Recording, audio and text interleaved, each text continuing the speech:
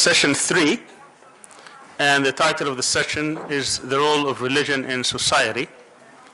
Again, we're honored and privileged to have with us 3 incredible scholars on the issue. All 3 will be introduced by our moderator, Dr. Ravza Altunas Cakir. Dr. Cakir is a lecturer at the Political Science and International Relations Department here at IZU.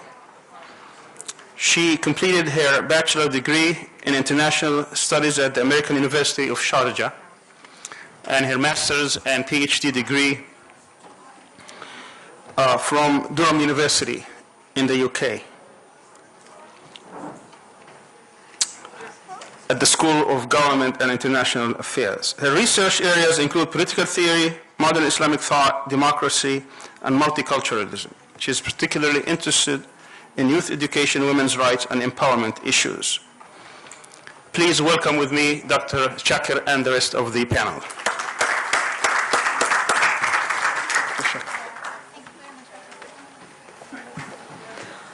Thank you very much for being here this afternoon. In this session on the role of religion in society, we will get an opportunity to contemplate the role of Islam in modern society and the challenges faced by Muslim citizens to actualize their demands for Islamic ways of life, both in the private and public spheres in the West as well as in Muslim majority countries. Today we are pleased to welcome 3 very special guests for our panel. Our first speaker is Dr. Joseph Lumbard from Hamad bin Khalifa University, Doha. Dr. Lombard is Associate Professor of Quranic Studies at the College of Islamic Studies in Hamad bin Khalifa University. He is specialized in the fields of Quranic Studies, Islamic thought, Islamic philosophical thought, and Sufism. Our second speaker for this session is Dr. Jonathan Brown from Georgetown University, Washington, D.C. He is the Al-Walid bin Talal Chair of Islamic Civilization in the School of Foreign Service at Georgetown University. His research interests include a wide range of fields such as Hadith, Islamic law, Salafism, Sufism, Islamic legal theory, and pre-Islamic poetry. Our third speaker for today is Dr. Louay Safi from Hamad bin Khalifa University, Qatar. Dr. Safi is a professor of political science at the College of Islamic Studies in Hamad bin Khalifa University and senior fellow at the Institute of Social Policy and Understanding. His wide range of publications include Islam and Democracy, Transitions in the Muslim World, The Challenge of Modernity, and the Quranic Narrative. And today we will be starting with Dr. Lombard. He will be sharing with us his paper on Islam and Postmodernity, a view from traditional epistemology, in which he articulates the epistemic colonization of Eurocentric systems of knowledge and how the classical Islamic intellectual tradition can address this form of intellectual hegemony. With that, I ask you that you give your full attention to Dr. Lombard. The floor is yours, Professor.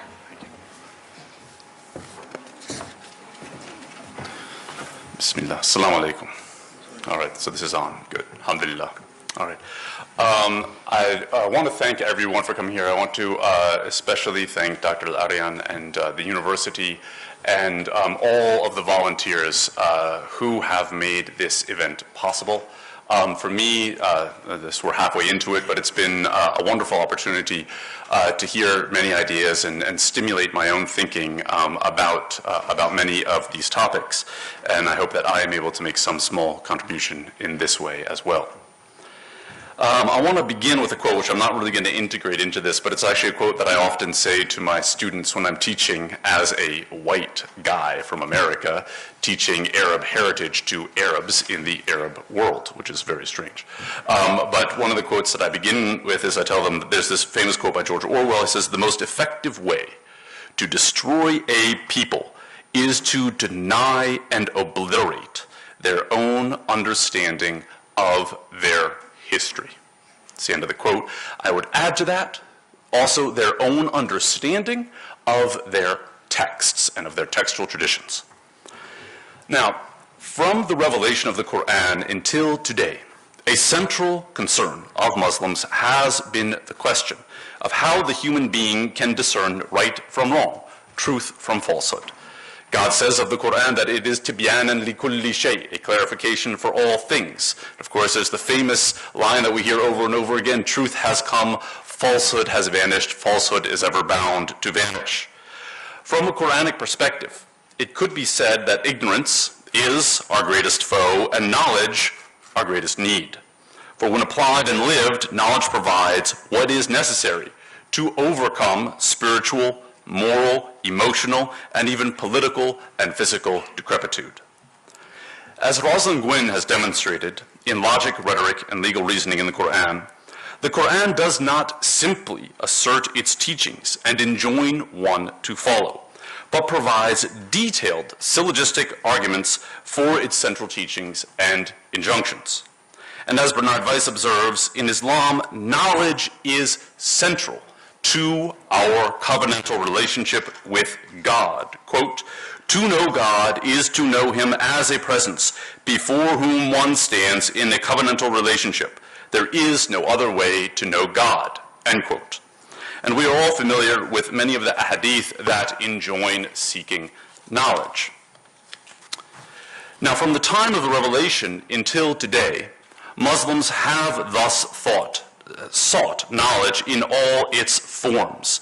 We need not review the myriad contributions of medieval Muslim scholars in so many domains here.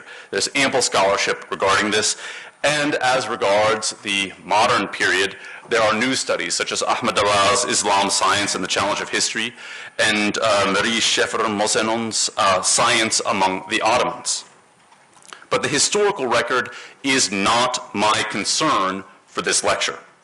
What I wish to focus upon is a classical Islamic paradigm that, in following upon the Quranic and prophetic injunctions, made knowledge central to Islamic civilizations from Africa to Indonesia. While there were multiple disciplines and countless subdisciplines, the various subjects and fields of classical Islamic learning stood, as Wael Halak has put it, in a particular relationship to one another, one that could be said to have a cohesive structure in which cross-fertilization was routine, end quote. Central to this cohesion was a Quranic paradigm of knowledge that leads towards God and establishes everything in a balance, the mizan, or what Naqib al-Atas refers to here as hikmah, leading towards justice. Central to the maintenance of this paradigm and the pursuit of knowledge was and is the question of epistemology and of noetics. Here I distinguish between epistemology and noetics because of the distinctly character that the word epistemology has in the contemporary context. Knowledge is not only a question of what one knows, but of how one knows, what one knows, and what modes of knowledge can be considered to provide legitimate forms of knowledge. Epistemology and noetics were thus central concerns of Muslim scholars from the beginning of the theological debates regarding the nature of God, the nature of the sinner, the ontological status of the Quran, etc. Epistemology and noetics have therefore been analyzed in a dialectical manner from the time of Al-Kindi up to the present.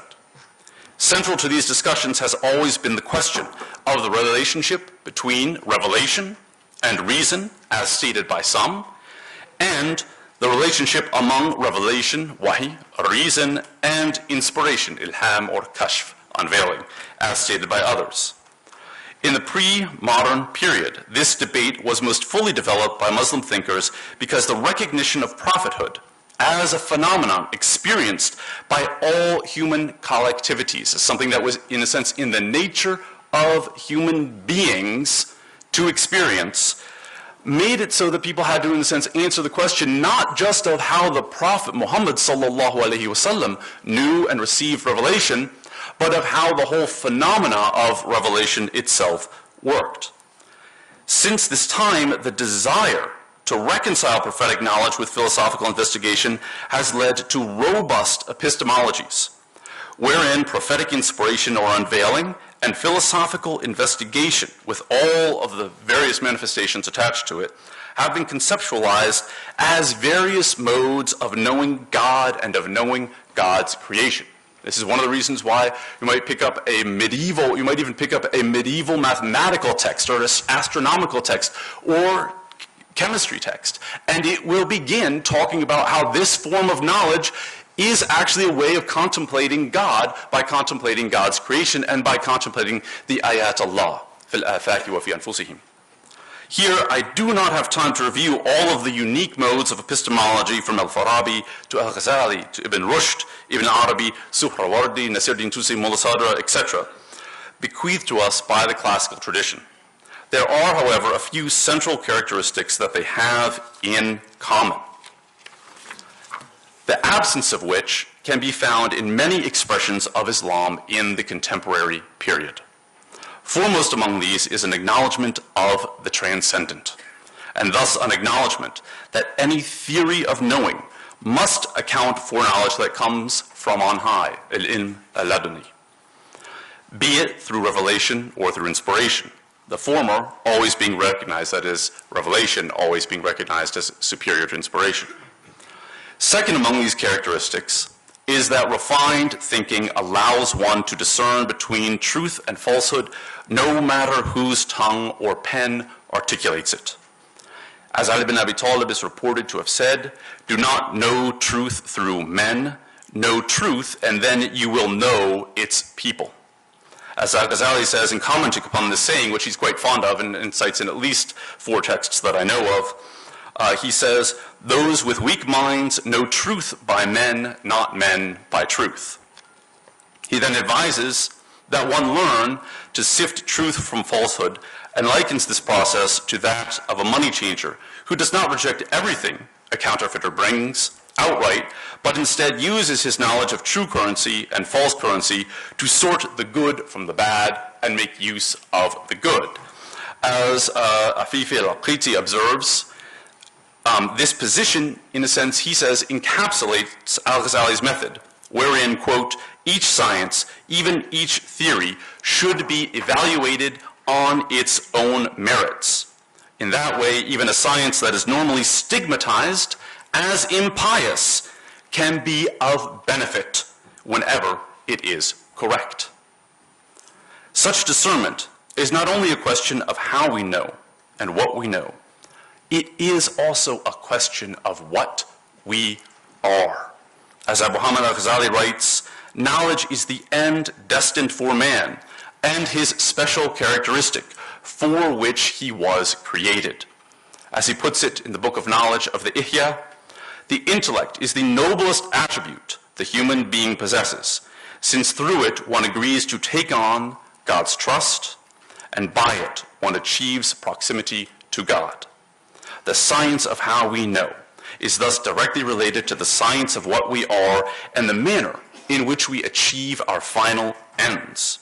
Allusion to this could be said to be seen in the several ahadith wherein the Prophet ﷺ is asked who is the most intelligent of people. And he said it is those who contemplate, who remember death much. From this perspective, an absence of epistemologies that are grounded in the classical Islamic tradition and conversant with the classical tradition has radical implications for Islamic civilization as a whole and for our individual relationship with God and for our final ends. Yet, as many contemporary Muslim thinkers such as Naqib al-Attas, Taha Abdul Rahman, and Sayyid Hussein Nasr have observed, in the face of the challenges posed by Western domination, intellectual reform movements of all stripes have at times undermined Islamic civilization more than supported it by failing to analyze the forms of knowledge that they were adopting. They thus relied upon epistemologies that are not simply foreign to classical Islamic epistemologies, but even opposed to them, because these modes of knowledge are grounded in a paradigm or paradigms that deny the very idea of the transcendent. In the analysis of al-Attas, adopting foreign epistemological paradigms and seeking to graft them into Islam leads to a situation wherein, quote, we have weak Muslims and weak and dangerous leaders whose comprehension and knowledge of Islam is stunted to the level of immaturity, And because of this, Islam itself is erroneously made to appear as if undeveloped or misdeveloped or left to stagnate, end quote. What Altunas refers to here is a loss of epistemic confidence, which leads many Muslims to seek epistemic models that do not appear to be too Islamic. That is, models that allow for some space for Muslim thinkers without offending the sensibilities of our Euro-American epistemological overlords, for whom white makes right. This leads to a truncated perception of our intellectual traditions that results from and perpetuates subconscious submission to the epistemic sovereignty of the West, a submission which is necessary for inclusion in its power structures. As Hami Bahaba puts it, Orientalism does not allow for native agency. The native is thus only given or allowed a voice once they have been culturally, ideologically, and epistemically conscripted. Once conscripted, individuals are then allowed to have a stage or a voice, so long as it can be said to be seen as contributing to the continuing production of epistemologically and politically domesticated and pacified subjects. If you want to see what happens when an unconscripted voice is deemed to have become too loud, then look at our brother Tariq Ramadan. I don't have any judgment on the charges against him, but the way he's being treated is an example of this. Now, being epistemically conscripted into a paradigm that recognizes the sovereignty of Euro-America epistemologies leads in turn to epistemic erosion, where, as a civilization, we are no longer able to think for ourselves, but must employ paradigms from outside or even conceptualize our place in the world. This state of affairs is the result of a persistent and systemic assault on the epistemic viability of the classical Islamic intellectual tradition, or I should say traditions in the plural. The first stages of these attacks were from the outside. If you want to see a classical example of it, look at Ernst Renan. I mean, the whole thing. He just goes and tears apart every part of the Islamic intellectual tradition. The details of these attacks are in areas as diverse as Quranic studies and Islamic philosophy have been addressed by many scholars. The overarching ethos has been discussed in detail by Edward Said and a host of others. What I wish to address here is the process of conscription whereby many Muslims become complicit in undermining their own traditions. Muslims of all stripes, especially those in the vaunted halls of academia, know that they must adhere to a system that recognizes the epistemic sovereignty of the secular Euro-American paradigm. Citing classical Islamic thinkers is all well and good, but must be done within an epistemic framework which makes these scholars second-class citizens at best. And it is an underlying premise of the modern Euro-American academy, or we could say a creed in the religion of progress, that non-Western epistemologies are fit to be an object of investigation or analysis, but are not fit to be the tools of analysis through which we might understand texts, through which we might understand the world and our place in the world, or, God forbid, through which we might analyze dominant Eurocentric epistemologies. In the Islamic context, once this paradigm is adopted, the various disciplines of the classical tradition are then conceptualized through foreign categories that deny the cohesive cross-fertilization among fields and subfields that characterized classic Islamic learning. For example, the deep integration of Sufism and Sharia as two fields that defined the moral outlook of Islamic societies is not only ignored, but actively denied, to the point that the mention of Sufism remains anathema in many circles, and even when allowed, must be denied any epistemic validity. By viewing our traditions through foreign paradigms, Muslim intellectuals participate in and perpetuate their own epistemic and hermeneutic marginalization. The result is an epistemic humiliation that has dire consequences for Muslim societies. Many of us have in effect adopted the residual prejudices of modernity. In her book on epistemic injustice, Miranda Fricker identifies residual prejudice as a situation wherein one has so deeply adopted societal norms that one may hold prejudicial images and presuppositions alongside conflicting beliefs. It's a most insidious form of prejudice because it creates a situation where the oppressed view themselves through the lens of their oppressors and thus act in ways that perpetuate their own oppression. And here Fricker is actually borrowing these from studies in feminist studies where they've shown how women sometimes so much adopt these paradigms that they don't even believe other women when they come out with stories of abuse and things along these lines. Now, among many Muslim thinkers and academics, we witness a residual internalization of foreign epistemic norms that influences our perception of our own intellectual traditions. Through this residual internalization, many Muslims perceive themselves through the lens of oppressive ideologies. Some directly support that ideology, seeing any intrusion of Islam into the public sphere as evidence of extremism. Others support it subliminally, even though that ideology does not accord with their beliefs.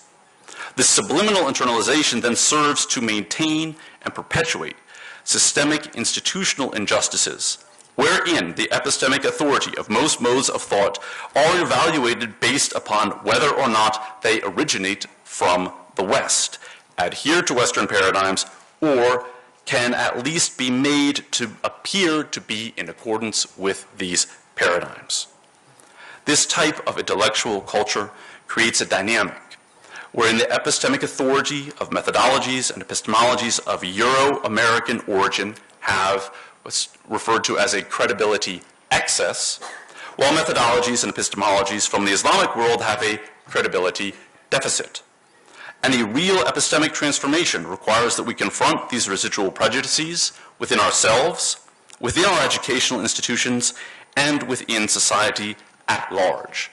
Until and unless we do so, we remain active participations in our own hermeneutic marginalization. This leads to a situation where many Muslims feel alienated from anything that is consonant with the classical Islamic paradigm and experience a sense of hermeneutical gloom when seeking to countenance their own traditions in the contemporary context, or seeking to apply the observations of classical Muslim thinkers to the exigencies of the contemporary condition. Such marginalization is a form of what Anga Nayran refers to as epistemic colonization, where methodologies or forms of knowledge that post viable alternatives to Eurocentric epistemologies are impoverished and ghettoized, while other forms of knowledge are obliterated or curtailed until any epistemic challenge they may present to dominant epistemologies can be comfortably confined to the condition of artifacts to be displayed in a museum or in an academic subfield as examples of so-called traditional knowledge. Those who then seek to reassert the primacy or even validity of modes of interpretation by which non-Western peoples understand themselves, their histories, and their texts, and through which they present themselves to others, are then said to be naive, and they are labeled as apologists, as essentialists, as traditionalists, as romantics, or whatever the disparaging term of the day may be. Now, my hope is ultimately that through universities such as this, through centers such as this, through places such as the one I work, the College of Islamic Studies at Hamad bin Khalifa, that we can actually develop ways to counter the hermeneutical marginalization of classical Islamic paradigms and move towards epistemological paradigms that are cognizant of the contributions of non-Muslim civilizations and dialogue with them, but do not enter into this dialogue from a position of epistemic subordination. Thank you very much.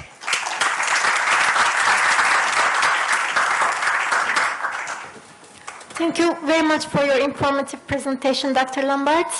And today, Dr. Brown is our second speaker who will be sharing with us his presentation on the major moral and theological challenges that Muslims face in the post-9/11 Western states that push Muslims to alter their epistemology. With that, I ask you to give your attention to Dr. Brown. The floor is yours, Dr. Okay. Assalamu alaikum. A'udhu billahi minash shaitanir rajim. Bismillahir rahmanir rahim. I'm very happy to be here. I wasn't here yesterday when we had the opening session because I was still on my airplane or in the customs or something like that, so it wasn't because I forgot. Anyway, I also am kind of filled with regret about the topic I picked because it's clearly so broad that there's no possible way I could do it justice. So I tried to approach it in a way that I thought would make sense. I'm also, I don't know, I think, you know, in the US we talk about American exceptionalism, this problem of Americans thinking America is special and Americans are special. And the problem is even when you start criticizing that, you end up thinking you're special for thinking that. And everything I try to do, whenever I try to approach this issue, I end up kind of stuck in an American Muslim lens. So I think I'm going to end up talking a bit about the US, maybe more than other places, but that's just because that's where I'm from and that's the life I live. So if it's useful, hopefully it'll be of use to you, otherwise it might just be interesting. Okay, so the first point is actually kind of a big question about, you know, what is the big sort of question, what is the big issue of the nature of Islamic law and doctrine, or the role of religion in life in general? And the big question for the past roughly 300 or 400 years has been, is Islam, or is any religion, is it essential? Does it transcend history? Or is it contingent? Is it part of history? You might think of it as being, is religion a deposit of truth in the world, and that, while it might not govern all events, it certainly should be the thing that governs people as they move through the events of history? Or is religion just part of human culture, and it's produced by history and contingent historical circumstances like everything else is produced? If you can imagine, sort of one is a view that the first one sees religion as something that comes from God into this world, and the other one that simply sees religion essentially as a product that human beings create, and then when they don't need it anymore, they turn to other things. If you think that a religion is essential, that is transhistorical, that it embodies some kind of transhistorical truth, then you have a question, right? Clearly, circumstances change, technologies change, societies differ from one another, and elements of how one understands religion, or let's say how one understands Islamic law, will change based on different times and places. As everyone knows in Islamic law, al-ahkam تتغير بالمكان والزمان والنظام والأشخاص والأنظمة. Rulings, some rulings change, not the core rulings, but some rulings change based on time and place and conditions and systems and people.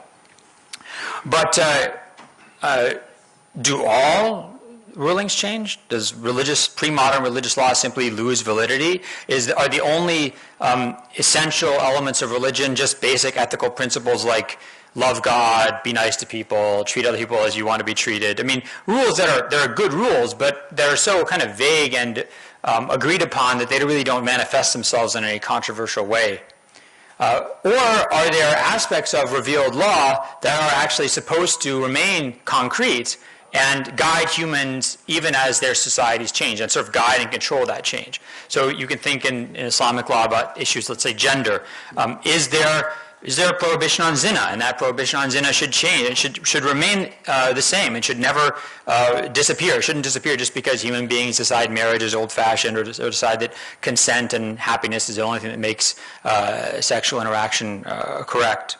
In economics, you can think of riba. Does the Sharia give a prohibition on interest, on taking and giving interest, or at least taking interest, and that this should remain constant despite the change in the world economy, and that in fact it should guide people to avoiding interest-bearing transactions, the kind of economic systems and financial systems that creates, and that need that.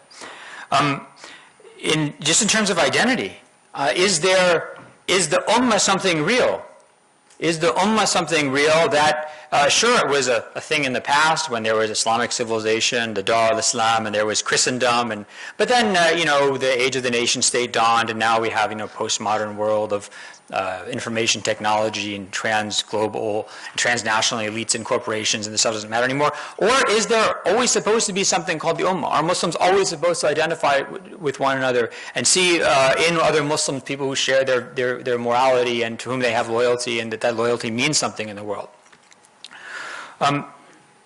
If you believe that there are aspects of Islamic law and dogma that are impervious to historical change, that are supposed to remain there forever and always guide us, but you also believe that there are certain laws that change according to time, which, as far as I know, all Islamic schools of law believe. There are certain laws that change according to time and place.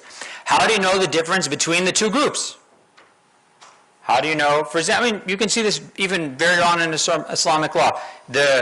All the schools of law, except for the Hanafis, thought that al-mu'allafa qulubuhum, one of the groups that can get zakat, al-mu'allafa qulubuhum, that this group only existed in the time of the Prophet, and after that they don't exist anymore. So that Quranic verse that talks about that is no longer applicable. The other schools of law all said, no, this group exists eternally. They're always there in any time and any place.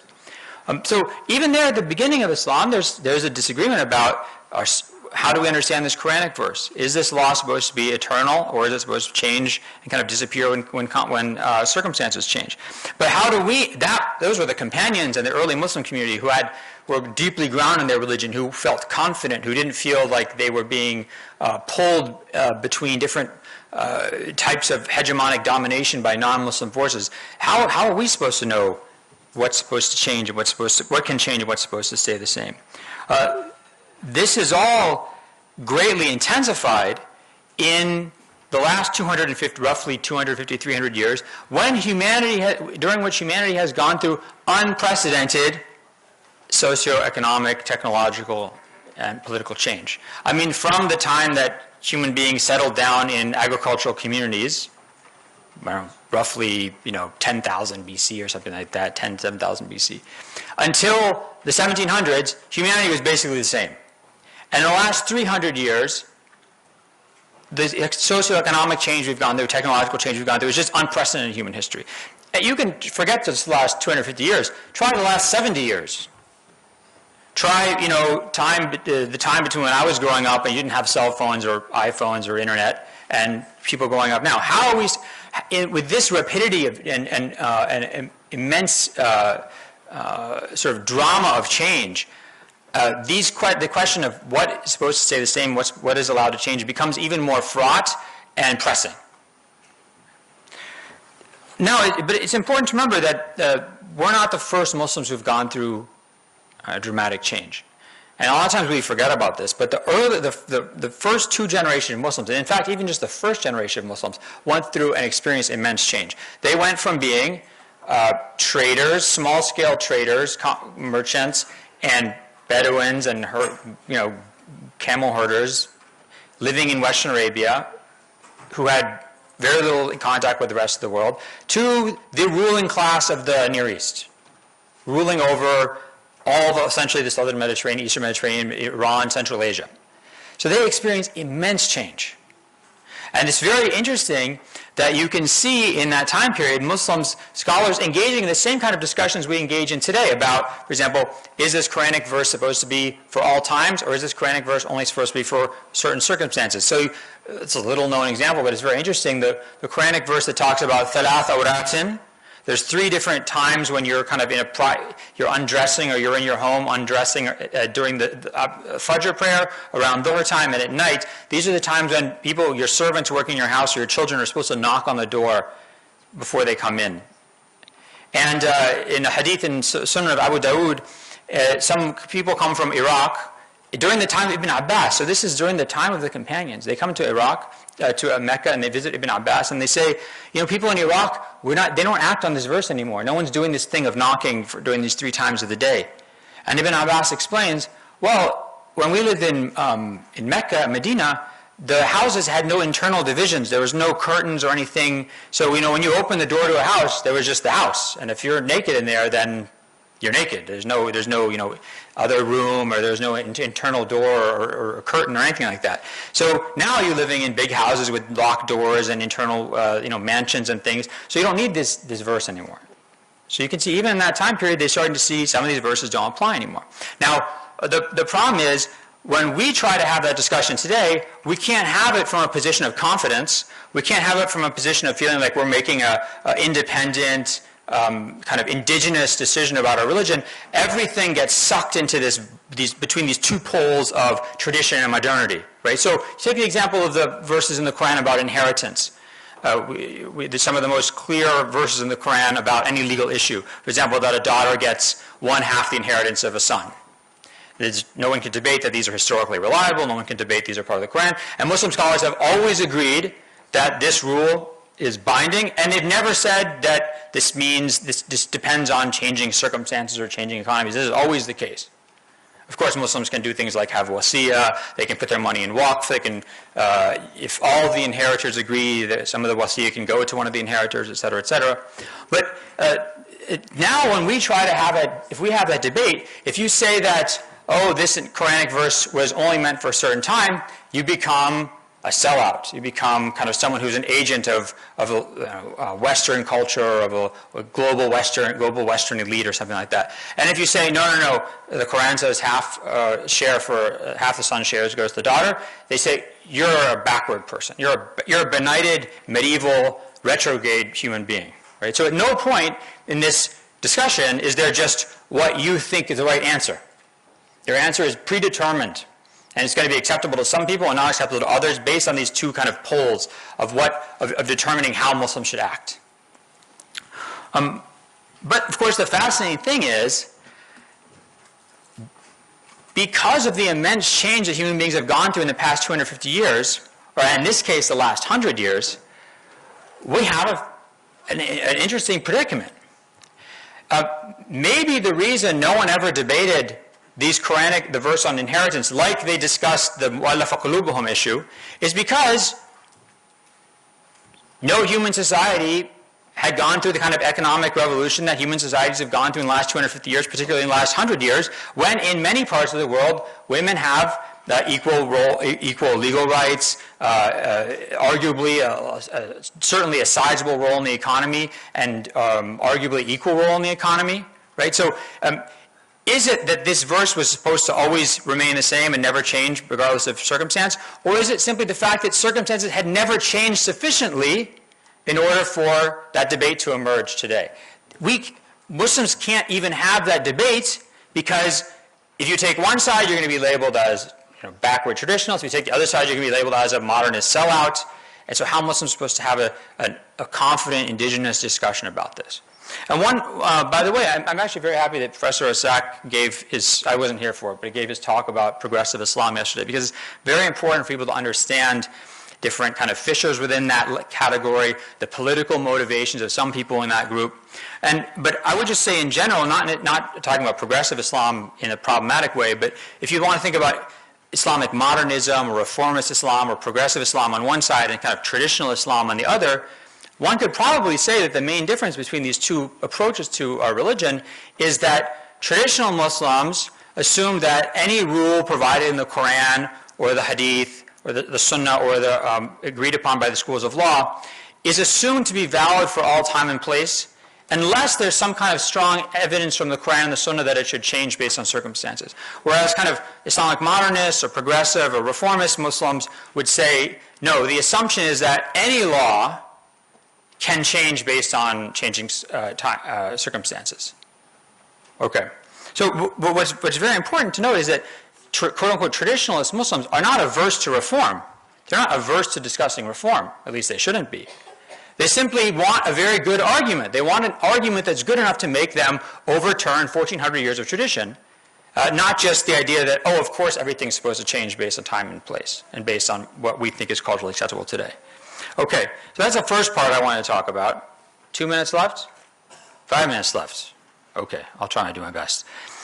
This is about the U.S. context. And, of course, we have to look at how the past 200 years of the colonial period has influenced Muslim education, the Muslim view of Muslims' view of their own sciences. So as the madrasa system and traditional Islamic education was replaced by secular universities, and as the study of Islam from a traditional clerical perspective was replaced by the Western study of Islam of the outsider, the historian or the sociologist or the political scientist or the Orientalist or the Near Eastern languages and civilization scholar, like the place I graduated from. Gradually the power of who gets to define Islam in the hegemonic world order of the colonial and post-colonial world has moved from traditionally educated Muslim scholars to Western scholars who come from a perspective that treats religion cynically, that materializes the forces that shape religion. And then a second major development happened. This is, I think, really in the US you can chart after 9/11, which is that a class of Muslim scholars, academics, in the academies has been created whose purpose, whether they know it or not, is to not just to deconstruct Islam and the Islamic world and the notion of the Ummah, but to dismantle it, completely dismantle anything that's called Islam or the Islamic world or Muslim identity or the Ummah or the Muslim community or notions of solidarity. Right? And it does so not through the modernist perspective, which was the one that accompanied the kind of the colonial project, but through the postmodernist perspective, which tries to essentially dismantle everything that has any meaning. You can think about this it mostly occurs in this field of religious studies in the United States, and the main principle behind it is that there is nothing called Islam. There is no essential thing called Islam. Islam is just whatever Muslims say it is. So if you think that, if we just get together and decide that, Islam is based on me opening and closing this computer 50 times and then we all say Ameen, that becomes Islam. If Islam is about the Quran, that's Islam. If Islam is about this cup of water, that's Islam, right? Doesn't matter. There's no tie to any text, there's no tie to any revelation, and you're certainly not bound by a discursive tradition that keeps people in a conversation with their past. Oftentimes if you, in this group of academics, if you talk about Islam, they'll say, well, there's no such thing as Islam. Right? There is no, how can you talk about Islam in any authoritative way? If you talk about the Islamic world, they'll say there's no such thing as the Islamic world. If you talk about the Prophet Muhammad, they'll say, I remember I was so shocked by this. This one professor put a picture, someone had drawn a picture of the Prophet Muhammad as a woman, which is just not accurate, right? Nothing against women, it's just not, he wasn't the woman. So, and this person said, if anybody says that the Prophet wasn't a woman, that person is like a backward human being. I don't want to have anything to do with them. So that's the kind of, even just basic statements about the Prophet Muhammad become unacceptable in this school of thought. And what this does is it doesn't just dismantle Islam as a religion. It actually robs Muslims of even anything aspirational. So if you have an aspiration, if you say, no, there is something called Islam. There is something called the Quran and the Sunnah. There is something called the Islamic world. There is something called the Ummah. You can't even have these aspirations because these aspirations become impositions on other people that you're not allowed to have. How dare you try and speak authoritatively? How dare anybody? So by constantly cutting and dismantling systems and cutting down voices, undercutting them, what this does is it assures that Muslims are incapable of any constructive process. Now, this kind of group of who are essentially, as far as I know, only are restricted to universities in the US. You don't see imams with these ideas. You don't see Muslim community leaders with these ideas. But we have to remember that these processes work very slow. And if you're interested in this, I recommend going back to the 2007 RAND Corporation report called Building Moderate Muslim Networks. And sometimes when people get very skeptical about stuff they read, remember, projects don't just take 1 year or 2 years. These things take decades. If you go back and look at this report the RAND Corporation did, this is essentially what has been done in the United States. Through government encouragement, through giving money from charitable and philanthropic and educational foundations, giving money to certain people, not to other people, by universities giving jobs to certain people, not other people, by media paying attention to certain people, not other people. Muslims who have traditional, let's say, worldviews, or let's say politically active Muslims who believe that their religion gives them a voice about justice in the Muslim world, as a Muslim, right? Those people will be marginalized, they won't be given access to resources, and people who are essentially politically neutered, and people who are committed to deconstructing traditional Islam and dismantling it, these people will have been and remain promoted, right?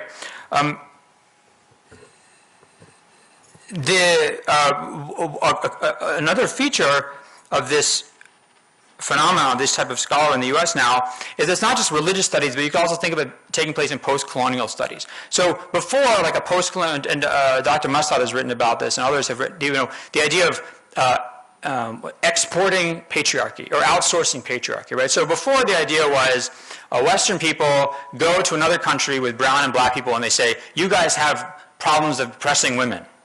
So you guys are the ones who have these problems. And by doing that, they take any focus off their own problems. So you take any focus off the problem of domestic violence in the U.S., of honor killings in the U.S., over economic injustice towards women in the United States. But this new movement says, no, we're actually willing to also criticize, let's say, violence against women in the United States or economic injustice against women in the United States and Muslim countries, but then you have to look at what the consequences are. For Muslim countries, it involves those people having to, as I said, deny and dismantle their very religious systems. So they have to say, essentially, the Quran is not a gendered text. They have to say, for example, in Islam, gender means absolutely nothing.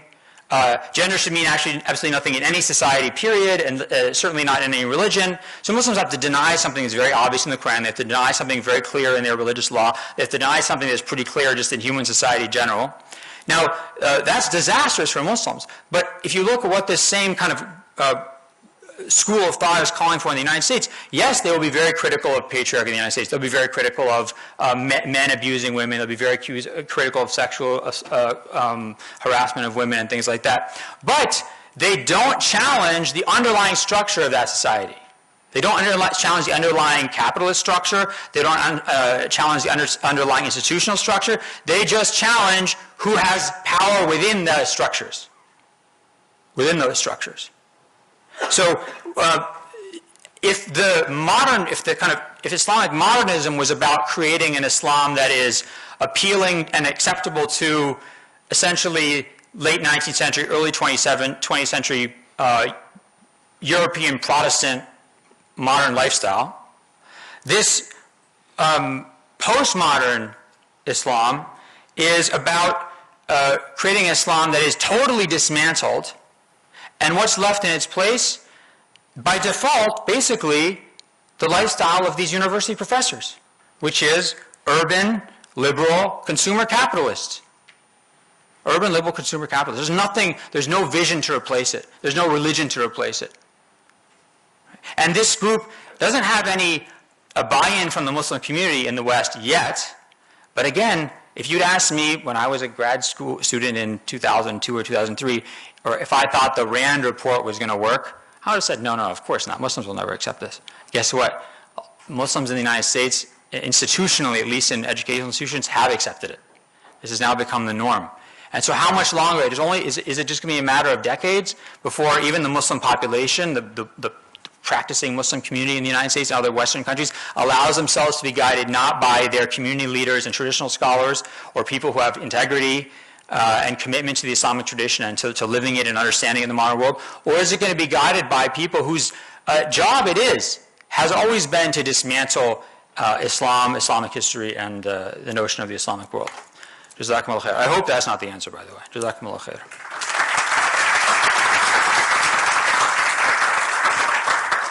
Thank you very much for your thought-provoking presentation, Dr. Brown. Our third speaker is Dr. Louay Safi, who will be sharing with us his presentation on the impact of the modern states on how Sharia relates to the public sphere and exploring ways to reconcile Sharia with modern governance. The floor is yours, Dr. Safi. Okay, thank you. Bismillah ar-Rahman ar-Rahim. Assalamu alaikum and good evening to all of you. And it has been a very, very good, informative day. Thank you, Dr. Sami, for gathering this group of people to discuss issues that really we all care about. Now, the title of my presentation is Sharia and the Nation State. These are two loaded terms that really I can't do justice to them in the scope of 20 minutes. What I can do is to raise some issues to provoke your thinking about those terms, because they are important. Now, I just heard, and you have just heard, that there is a temporal dimension to the term Sharia, the term Islam. I mean, there's a temporal dimension that we have to explore, we have to understand. And there is a temporal dimension to the notion of state. State has not started with Westphalia treaty or truce or agreement.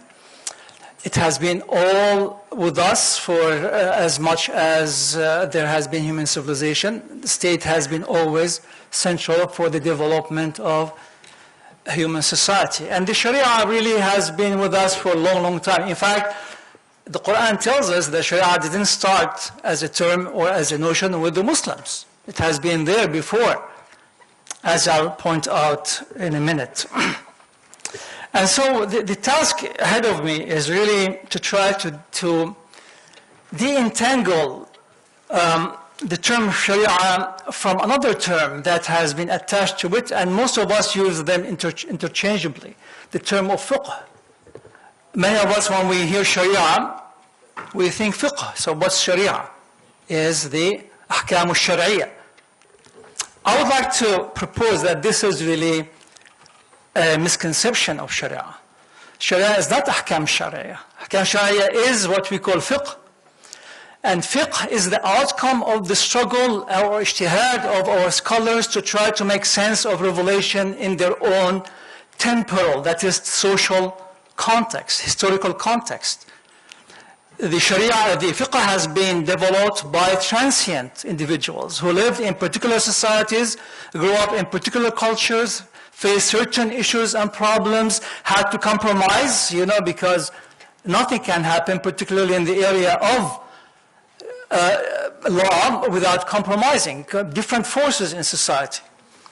And perhaps the most that compromised were the Sunni scholars, particularly in the area of the state. They have to compromise with these de facto powerful tribes that were controlling the state, and out of bound, all they could do is to draw a circle around them and tell them, this is your area, you can move, probably will not be able to check what you are doing there, but outside it, don't move without being in violation of our beliefs. And in fact, Sharia historically was developed in a way to limit the power of the state, not to be an instrument of the state, as some contemporary Muslim think they want to make it an instrument of the state. Now let me first of all say that Sharia is essentially, if you like to strip it into its bone, to its more essential elements, Sharia is a value system. And the use of elements of it in a legal context is not automatic in Islam. You can't say this is Sharia, then this is what is required. It has to be imposed on people in the public square. There is a requirement for that to happen. There is a requirement of social consensus. There must be a consensual process in society, and this consensual process was there. Of course, many of us, we don't see it. In other words, there must be a social agency for the implementation of Sharia. No individual can say, this is what the Prophet said, or this is what the Quran says, and then this is what you have to do. This fallacy of moving in terms of fatwas from looking at the text into promulgating certain rules is contrary to Sharia and contrary to even social, normative behavior.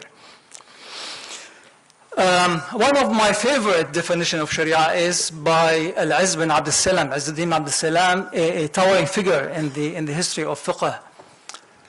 And he defines Sharia. He says, الشريعة كلها نصائح. الشريعة كلها نصائح لجلب المصالح ودرء المفاسد. Very nice. So he says, Sharia, all of Sharia, Sharia comprises of advices, of advice for bringing, benefits and avoiding harms. And in fact, this is very insightful. Of course, you're all aware that our early scholars have discovered that not every order in the Quran has to be translated. An order in terms of linguistic formation has to be translated into an order to be followed as a wajib. Some orders can be just an advice, really. One good example is فَإِذَا قُضِيَتِ الصَّلَاةُ فَانْتَشِرُوا فِي الْأَرْضِ وَابْتَغُوا مِنْ فَضْلِ اللَّهِ, which the fuqaha said, no, this is not something that a must, something that Muslims have to do, but it's permissible for them to do that. And so, the first order, I think, for modern Muslim society is to disentangle the notion of Sharia from the notion of fiqh. Sharia, as a basic concept, involves the universal rules that have been revealed and symbolic acts. Only universal rules in the Quran, or universal principles in the Quran, and symbolic rules can be called Sharia. Because by definition, Sharia is good for all time and all times and all places, right? That's what is Sharia. And the only thing that is good for all times and all places is the universal and the symbolic. And this, of course, understanding, is not a new one. In fact, it has been there in the writings of early scholars. Unfortunately, today we don't read our original work. We understand it through a process of extrapolation. We extrapolate from the present to the past, and then we misunderstand the past. For example, early scholars distinguish between what they called ahkam ta'abudiyya or nusus ta'abudiyya, which are ritualistic texts or symbolic texts, I would like to call them, because they involve symbolic acts like salah and siyam. These are symbolic acts, meaning that the meaning of them comes out of practicing those acts. They don't have meaning on their own. You have to practice them to extract the meaning out of that practice. Those are part of Sharia that is universal, like siyam, salah, and in fact has been universal not only for Muslims. Someone like Abu Bakr ibn Arabi, the well-known scholar who wrote Ahkam al-Quran, he argued that these are the universal elements that are shared by Muslims and people of the book before them. That in all revelation there always have been a direction toward prayer and siyam and hajj, and therefore, but of course it has taken different form and shape, but this injunction has always been there. In fact, he goes on to say that there is a universal Sharia, or what I would like to call a general notion of Sharia. Sharia that is shared by all religions that have been revealed by Allah. And this is, of course, he expounded that meaning by looking at the ayah of Surah Ash-Shura, ayah 13, which says, شَرَعَ لَكُم مِنَ الدِّينِ مَا وَصَّيْنَا بِهِ نُوحًا وَصَّى بِهِ نُوحًا وَالَّذِي أَوْحَيْنَا إِلَيْكَ وَمَا وَصَّيْنَا بِهِ إِبْرَاهِيمَ وَمُوسَى وَعِيسَى. So there are, and then when he comes to explain what is that, he talks about al-ahkam al-ta'abudiyya, and then he talks about the universal values that are shared, but like amana and sidq and ta'awun. These are meanings that are revealed to all people. So Sharia has this general meaning which bring all people of the book, or people who have received the book. And I guess that's why we find some commonality between our own societies and societies that are not Muslim, like Western society, for example, or even, for that matter, Eastern societies. These principles, these values are enshrined in all religion. To be kind, to be just, to be merciful, not to abuse your power. Of course, the fault always in implementation. So these are the shared Sharia. But then the Quran also in Surah Al-Ma'idah, ayah 48, talks about the particular Sharia.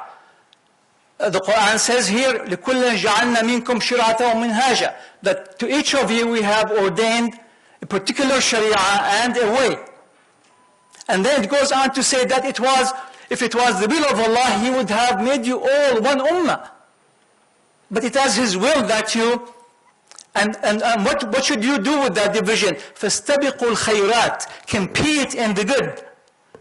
And so there is elements of Sharia that is for Muslims, and there are elements that Muslims can share with others. And why this is important? Because this is the way to have societies that are constituted by different religious communities, but then they have something in common, which is important. Now, the translation of Sharia rules into constitutional and legal pronouncements requires a deeper understanding of the social agency and its institutions. So no one individual or sheikh or mufti can on his own, or her own, of course, we still have few muftis women, but no one can on his own make rules that are binding for the community. One of the important, and this has never been done in the past, by the way, Max Weber, when he wrote The Economy and Society, he accused the Qadi, or the Qazi, as he would call him in his German accent.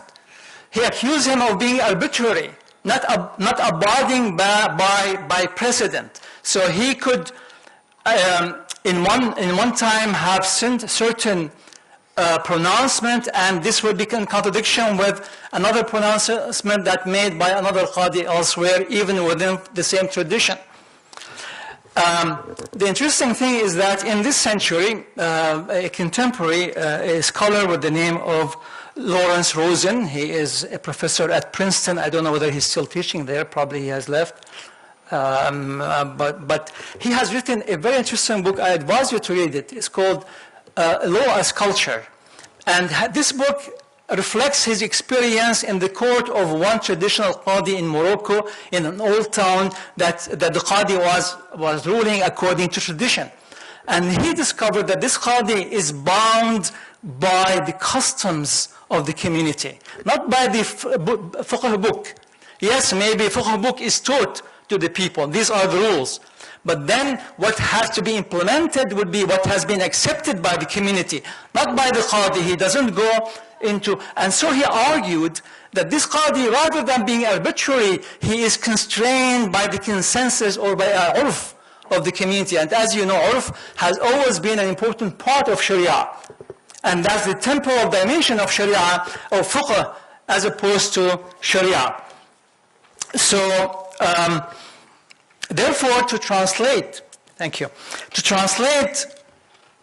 Sharia into rules that binding society, then this must be a consensual process that involved everyone. Let me move on to talk about the nation state, because this is part of the, and I hope I'll have a couple of minutes maybe to conclude. But I'll say briefly, the nation state, of course, is a very modern concept. And some of us, of course, it has many connotations and meanings, to be honest with you. I don't have time to expound that. But what matters to me when I hear the word nation state is the notion of equal citizenship. And why is that important? Because equal citizenship is the instrument today that has been devised to control those who are in power through elections and accountability to the electorate. This was never possible in empires. Empires, you can't have really elections in an empire that cross over 3 continents. But it can be done in a physically, territorially limited space. And I think we have to pay attention as people who care about Islam about this. So we have talked about the Ummah, but the Ummah is a very conceptual idea that has to be expounded further. Maybe you have done that last year, but really it's very problematic as we use it today. But even if we believe in Ummah, this Ummah has, on the political level, has to be constituted of territorial states with equal citizenship for every one of them so they can control their rulers. These rulers cannot be given impunity. Rule, we believe in you, you look like to us very pious and you will not do wrong. No, they will do wrong unless there is accountability. And that's the nature of human beings. Without accountability, no human being will survive corruption. All will be corrupt without somebody asking us, what are we doing with this money and why we are ruling in this way? Why are we appointing this guy here and there? And Muslims should know better, because the Sahaba, who we really respect greatly, failed in this area. That's other talk. And so to bring this into some sort of better understanding, let me say that Muslim society have historically developed a dual system of governance. So Sharia has to be implemented through governance and not through the muftis and the shuyukh, sitting in the masajid and saying this is how things should be run. No, it has to be through a system of governance. And Muslims have really developed that system of governance. I call it the dual system of governance that reflected the dual nature of Sharia. Historical Muslim society distinguished between the universal Sharia that founded on the intrinsic human values. Definitely, the Quran tells us very clearly that those rules that was revealed were revealed for humanity. The whole notion of humanistic rules are born from revelation, religion. Rahmatan lil alameen, the Prophet was not the Prophet of, rahmah to his own congregation or followers. He was rahmatan lil alameen. And whenever I see word alameen in the Quran, I see insaniya, humanistic. Of course, one can argue it is even beyond that, but let us at least accept that the word alameen in the Quran is about humanity. So you have to be good not only for your kind, for a human being. And that's where we need to focus our attention. Historical Muslim, okay, so let me, without reading a lot because I'm running out of time, let us look at this dual system that the last thing we know about Islamic governance is the Ottoman Empire, right? But this empire, okay, so I'm having 2 minutes according to my watch. So this empire ruled through a system called the millet system, which gave autonomy to the different confessional communities that lived in that. So every confessional community could have its own laws, its own language, its own rulers, administrators. And there was a common covenant that combined all of them together. I'm not suggesting let us revive this. This can't be revived. But when we think about modern state and political governance for Muslims, we have to bring to our attention to the fact that we can't talk about Islamic state that forces every resident, every citizen there to follow the Sharia in equal fiqh. That would be injustice. That would be unjust. You have Christians, you have Jews, you have, I don't know, in India you have also Hindus. You can't force them. And our early Muslims never forced those who are of different religion to follow the Sharia in the way some of those fundamentalists or mutashaddidun, I'm using that in the Western connotation, those al-mutashaddidun, they want really to implement Sharia the way they understand it as fiqh on everybody, and that's really contrary to the spirit of Islam. And so I'm going to conclude here. Thank you for your patience. And probably I still have a couple of seconds, but I'm going to give them up to you. Okay, thank you. Thank you very much for your enlightening presentation, Dr. Safi. With that, I would like to open the floor to discussion.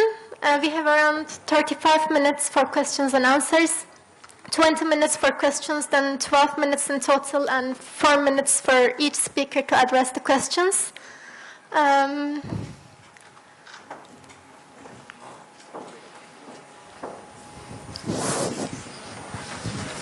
Assalamu alaikum, everybody.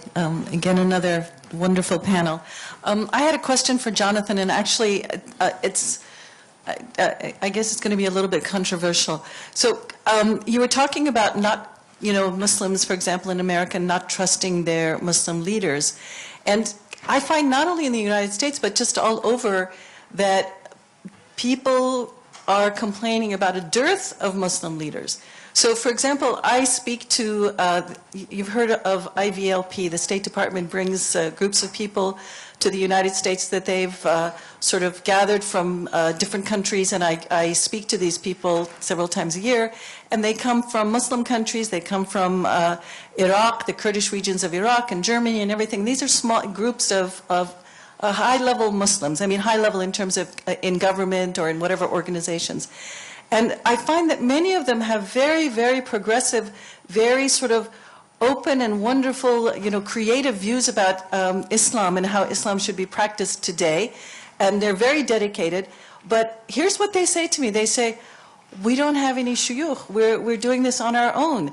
The leader of the religious organization in Erbil said, I'm lost because I'm making it up as I go along because I look for shuyukh, but I can't find anybody to give me guidance in a way that would be useful for me in Iraq and that would be useful in terms of what I believe in.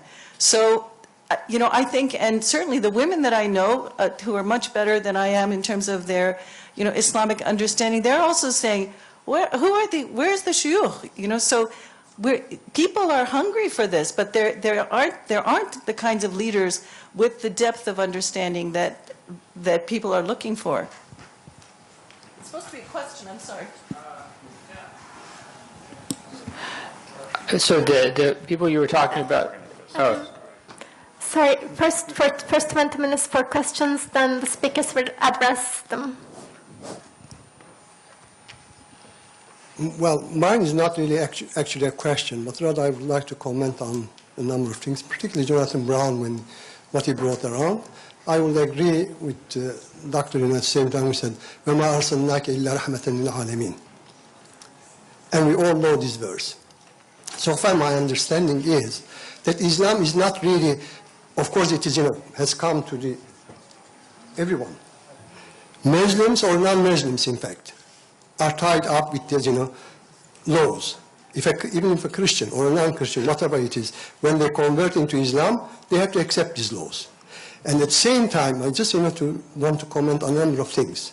Now, in Western countries, of course, the women are not paid, as much as the men are paid. We all know that, particularly, depending, let's say, well, they are not really strong enough with men, and they are not at the same time working enough, and at the same time they get, they have child and they can look after their kids, so therefore we do not give them enough pay. So there is no way that you can change this. In the future, when you say we are now progressive, modern, or whatever it is, can you change this law? Can you say that no, we have to pay, the women are equal to men, and therefore we have to pay them equally? So I probably misunderstood when you have, brought up the question of the riba, zina, and at the same time the distribution of the, what do they call it? It is inheritance. All of these, of course, to my understanding that you are saying, with the modern world, with the progressive, they should change, all right? But let's say with the riba, let's say we changed it and we accepted it. Are you going to guarantee the people who actually misuse it? There's no way I didn't say that. I probably misunderstood, but I'm not saying it in general. That. Yeah, all right? Or whatever it is, zina, or at the same time inheritance. With regard to inheritance, when woman is really paid only one share and the man is paid 2 shares. Now, here, of course, there is an explanation for Islam and at the same time we all know what it is. I'm not going to go into that, but at the same time you cannot change the conditions for women in the future because they are all different creations and they have their own needs. We cannot actually base on that. And in the long time, Islam, most of the people are saying, okay, it has to be changed according to the modern time or according to progress and whatever it is. I do not actually agree that Islamic laws should change because there is no change in the Quran. Quran says, I've revealed this ayah and I am going to preserve it. I might have misunderstood you, but this is what I really had driven from that. Okay, thank you. Thank you very much, Dr. Mehdi. Assalamu alaikum. Thank you everyone so much for your talks. My question is for Professor Lombard. I guess one thing that I was thinking about during your talk is inevitably we are all, whether this is positive or negative, very impacted by modernity and by Western epistemology in ways that we know and don't know. So even if we do seek to approach the classical tradition, we're still doing it being tainted by modernity. So could you maybe give us one example of something like a contemporary issue, a hot button issue, that kind of really looks at this practically, what an epistemic decolonization looks like in favor of the classical Islamic tradition? And the lady in blue, please.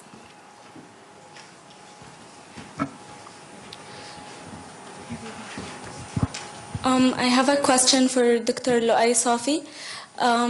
So I do agree with you that Sharia is being reduced to fiqh and it's more than that, but I still do not understand your conception of Sharia because you said al-ahkam al-ta'abudiyya and then the universal principles. But with this you overlook the world view. What's universal now might not be universal in 100 years. So I think Sharia is more than just the universal principles. It's a way of life. So if you can just elaborate on that.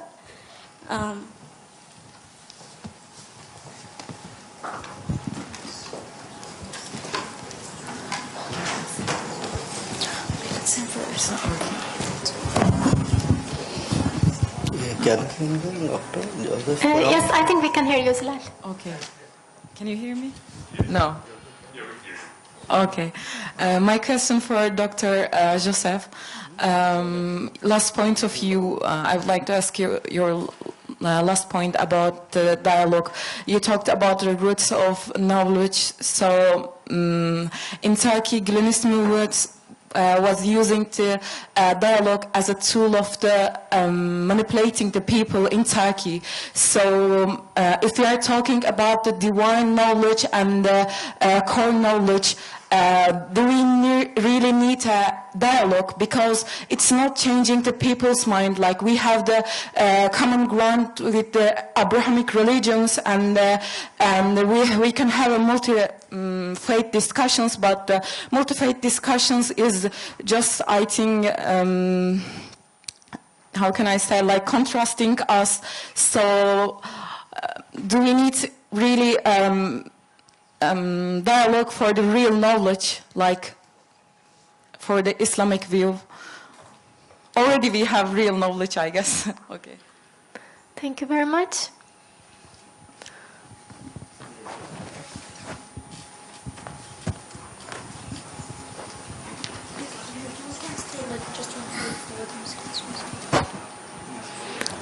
Yes, the gentleman in blue, please. I have a question to Dr. Brown. He says that some situations are changing in during the time and some other cases. Nowadays we have two parts of people. We're talking about the Ummah to live together despite differences. But in one part we have people who are doing something because Prophet Muhammad ﷺ do it, like miswak, and people who are saying you don't have to use miswak anymore, it's enough to use toothbrush. And they are conflicting and debating each other, but the main purpose is to have clean teeth. But it's going to be a bigger debate each other. How do we handle with that? Thank you very much. The gentleman in front, please. Excuse me. Here, please.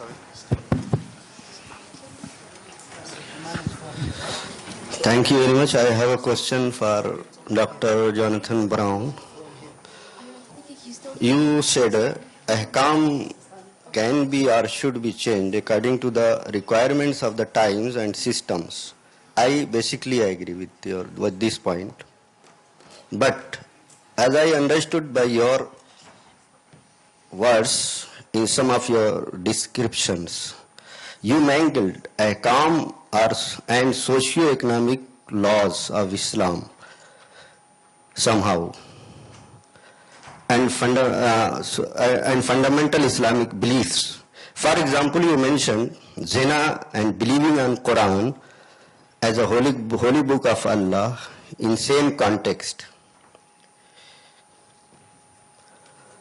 Being a student of Islamic studies, we need to realize first that there is a big difference. There is a big difference between Islamic jurisprudence and Islamic faiths. These are two different things. As I know, Islam does not stop us at any point from modifying our civil laws according to the need of the times. But when it says Prophet Muhammad is the last messenger of Allah and Quran is the holy revealed book of Allah, a Muslim, being a Muslim, cannot accept any dogma against this. Still, we can have a logical discussion on both issues, and the Muslims also need to convince others by why Islam does not permit anyone, including the believers and Muslims, for any change in the fundamental Islamic faith. Logical discussion is always welcome, but it needs also some logical evidences. Thank you very much. The lady in black, please.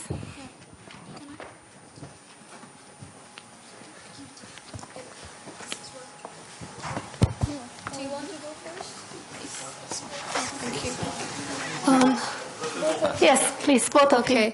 Hi, I have a question for Dr. Louay Safi. Basically, you said that Sharia, individuals can't implement it, but rather the community has to form a consensus on it. Now, to my understanding, that sounds very democratic, and as we know, the problem with democracies, like Plato said, is the tyranny of the majority. So let's say the community doesn't have a very good understanding of Islam, let's say in the case of blasphemy or even wife beating. Some Muslims believe like that's allowed in Islam. So let's say if the community doesn't have a very good understanding of it, then what is to prevent that Sharia from falling apart as well? Thank you very much. Yes, please. Thank you everyone for your speak. I am from Colombia, so I come from a minority Muslim country. So my question is direct to Dr. Brown. What should the minority Muslim countries do in order to fight against these plans you said about the big companies or the big powers of the world? And most importantly, what should we as minority country Muslims do to feel and actually be part of the Muslim Ummah, because we feel like we have been laid apart from the Muslim countries, and we don't really feel like inside the Muslim community. And what should the Muslim countries do to help us or to make us feel inside the Muslim Ummah? Thank you.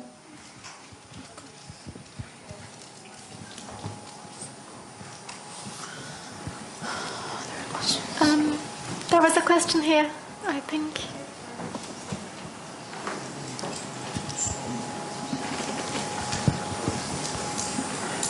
No?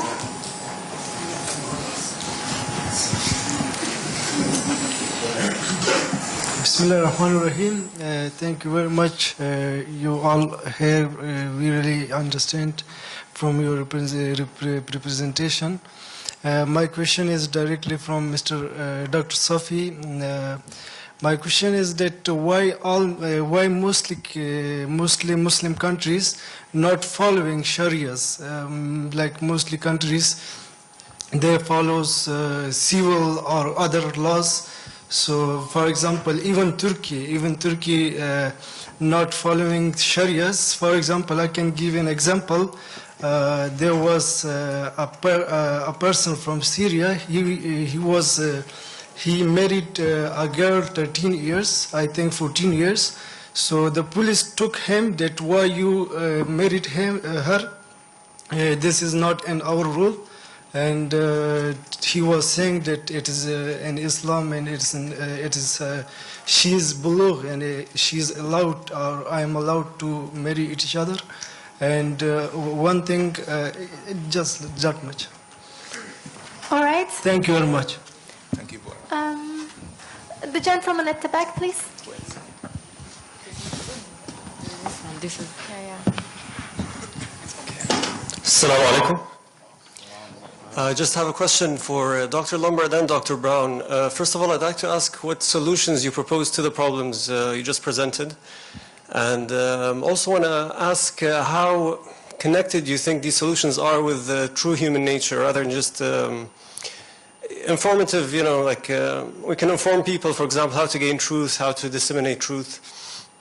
But in the end, they will follow their nafs al-amara bis-su'.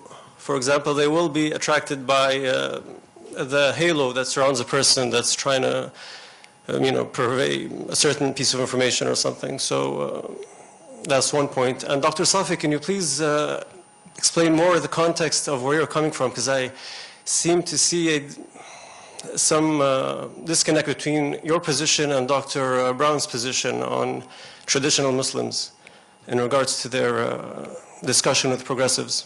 Thank you.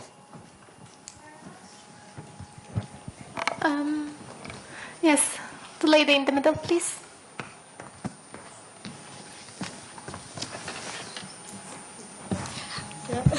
Sorry, I have another question for Dr. Louay that I totally forgot to ask.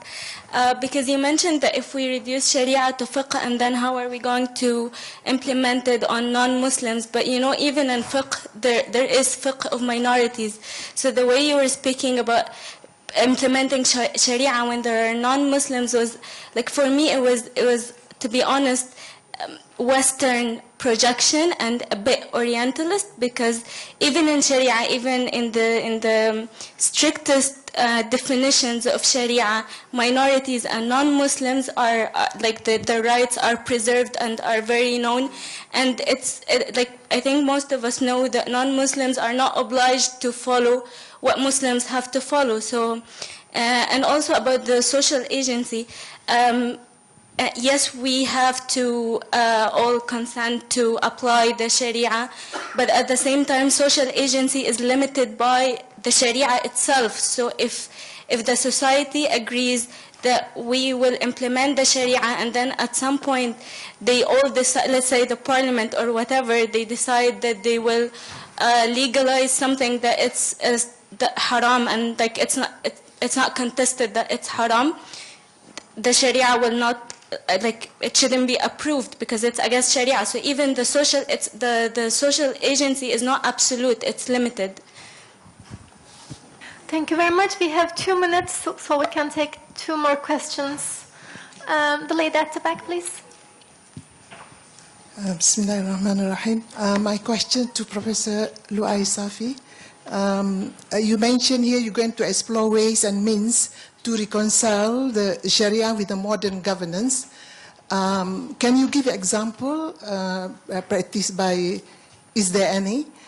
Because I know, we all know that most of concept management speaking about governance, and then this concept of governance, mainly we borrow from the West, which is some of them are having no problem with the Islamic concept. Thank you very much. Thank you very much. Final question. All right. Yes. Yes, please. The microphone is coming. Yes. Is it acceptable to ask a question of a questioner? Is that acceptable? No? Okay.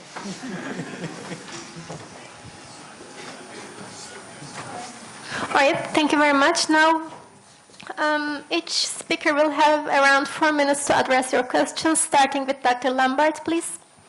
All right, I'll address the three questions that were posed to me in order. First, Hafsa's question. Thank you very much. It's a very good question, and I would say that to answer the first part of your question, which was more of a statement, so we're all in modernity. We know this, and so we can't help but look at this from within this position of modernity. And however, the problem is that we tend to, in a sense, swim within it without understanding the environment that we're in, without analyzing it, and look at and so we can't deny that. And that's why at the end, I say to kind of go to the other question up here, is that the dialogue, it has to exist because we have to acknowledge the existence of these other paradigms here. The point is not to say be against modernity or necessarily even against secularism, but to be in dialogue with it and be conscious of what are the paradigms that are shaping the way in which we are conducting our disciplines, the way in which we are teaching our children, the reasons why we're all carrying around cell phones. To get to some more concrete examples, education is the place where we have some of the most concrete examples. Let's say, for example, I was teaching for 3 years at the American University of Sharjah. At the beginning of each semester, I asked my students, everybody who self-identifies as Arab, to raise their hands. Of those who self-identify as Arab, who knows the name Shakespeare? Everyone raises their hand. Who knows the name Al-Mutanabbi? About 15 to 20% raise their hand. Who has read Shakespeare? Usually about 80% raise their hand. Who has read Al-Mutanabbi? Usually you get about 20% at most who raise their hand. Sometimes I've had it where just one. So you have this situation where in terms of being an educated human being, it is completely conceptualized as being familiar with the greats of the Western tradition. If we were to come here into this very environment, I don't know anything about is there a department of philosophy at this university? What's that? No. All right. Well, then I can't give this example. But if you are to go, I know of some other schools where there are departments of philosophy, and most of it is Western philosophy. And then there's one course, or maybe two, that are taught on Islamic philosophy, and they've kind of got their own little niche over to the side. And the students all want to be conversant with Habermas, or something along these lines, but they're not saying, oh, I want to read Taha Abdul Rahman. And Taha Abdul Rahman has incredible analysis of the situation in which we all find ourselves today. So these are ways in which you would say on a concrete example of what decolonization would look like. When we go into it in our own fields as academics, this is where we want to confront. As academics, we have young Muslim academics who are better trained in critical Western theory than they are in the texts of the tradition to which they are applying the critical theory. What the view is going to be by definition influenced by the lens through which you are looking at it in that case, especially if some of these don't even have the proper linguistic training. A good example of this would be to come in, for example, in my own field, in the field of Quranic studies.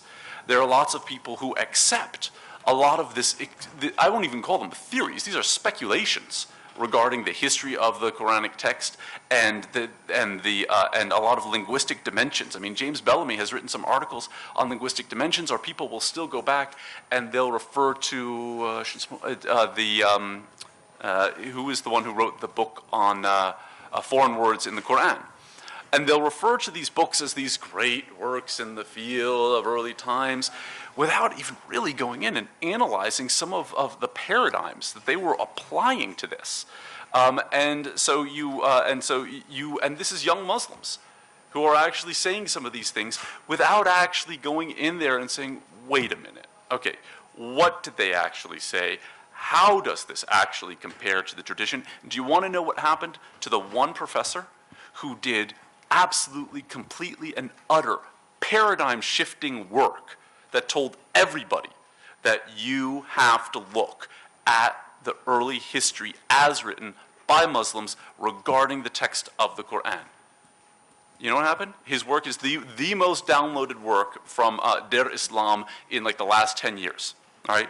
Field defining. He didn't get tenure. Why?